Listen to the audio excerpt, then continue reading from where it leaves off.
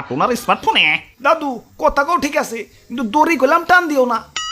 এই button phone এমবির offer দেখুন হালারা, যারে অফার দিলে এমবি টেমবি কিনবো তারে অফার না দিয়ে দেয় আমার আম্মা জান রে।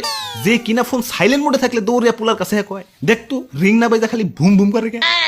আরে গোলামের পুত্তি আমার সবার সামনে অপমান করছস, আইসকে বাইতে তোর একদিন কে আমার একদিন। আমার ভুল হয়েছে, ক্ষমা করে দেন। জীবনে বড় বড় ডিসিশনও চোখ বন্ধ করে লাইছি। মাগার তোমাকে মাই জিবি মাই রবিতে বান্ডেল প্যাক কিনবার যায় রীতিমতো চিন্তাবিদ হয়ে যাওয়ার মতো অবস্থা।